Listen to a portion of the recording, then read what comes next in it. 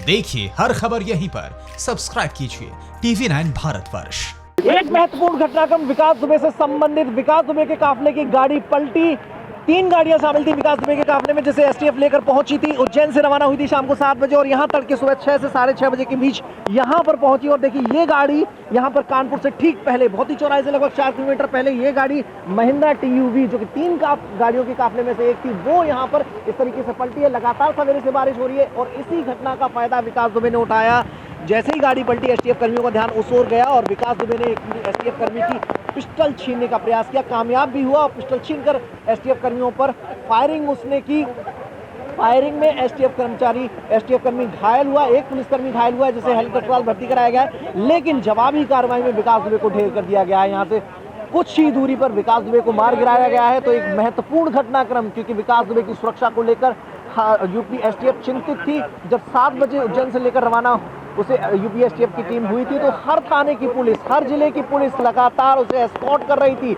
जगह जगह पुलिस कप्तान मौके पर मौजूद थे जो सेफ पैसेज उसे दे रहे थे टोल प्लाजा पर। तो ऐसे में 9 घंटे के सफर के बाद ठीक उसी तरह जैसे एक रोज पहले प्रभात मिश्रा का इनकाउंटर हुआ था और उससे लगभग 4 किलोमीटर की दूरी पर यह इनकाउंटर हुआ है। विकास दुबे को मार गिराया गया है। इससे पहले 5 गुर्गे उसके मार गिराए गए थे। 6वां इनकाउंटर, अहम सरगना विकास दुबे को आज मार गिराया गया है। कैमरा पर्सन शैलेंद्र पाठक के साथ मनीष यादव, TV9 भारतवर्ष, कानपुर।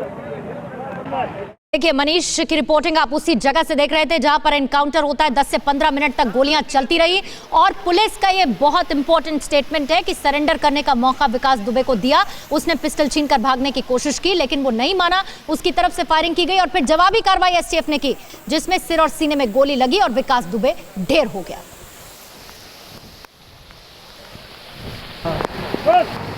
तो एक महत्वपूर्ण घटनाक्रम विकास दुबे से संबंधित यहां पर हुआ है। उज्जैन से यूपी की एसटीएफ की टीम उसे लेकर कानपुर आने वाली थी, लेकिन कानपुर सीमा में प्रवेश करने से पहले ही एक हादसा हुआ। काफिले की एक TUV गाड़ी जो कि विकास दुबे की गाड़ी के ठीक पीछे थी, सफारी में विकास दुबे बैठा हुआ था, TUV गाड़ी उसके पीछे थी, वो यहां पर बारिश के चलते यहां पलटी। एसटीएफ कर्मियों का ध्यान अपनी गाड़ी की तरफ गया, गाड़ियां रुक गई। सफारी में विकास दुबे बैठा था, उसके आगे एक स्कॉर्पियो गाड़ी चल रही थी।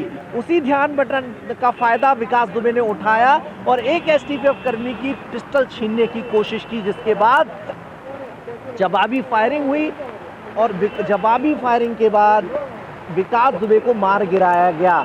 यहाँ कई गोलियां विकास दुबे को लगी, एक कमर में गोली लगी बताई जा रही है, एक पैर में गोली लगी, जिसके बाद उसे हैलेट अस्पताल भेजा गया जहां उसे मृत घोषित कर दिया गया है। तो एक बहुत बड़ी खबर विकास दुबे से संबंधित, क्योंकि कड़ी सुरक्षा के बीच उसे लाया जा रहा था और ठीक इसी तरह एक रोज पहले उसके अहम साथी प्रभात मिश्रा को भी मार गिराया गया था। यहां से 4 किलोमीटर दूर मोती चौराहे पर, जहां पर उसका एनकाउंटर किया गया था पनकी एरिया में, और अब विकास दुबे को मार गिराया गया है।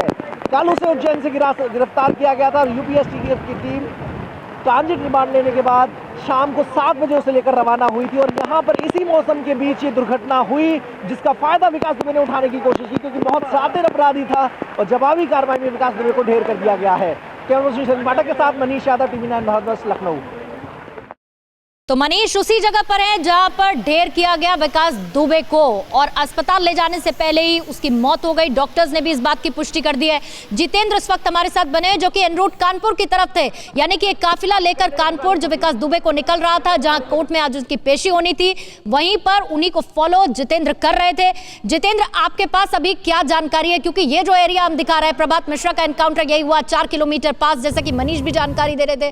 न्यूज़ टॉप 9 रोज सुबह 7 बजे और शाम 7 बजे सिर्फ TV9 भारतवर्ष पर।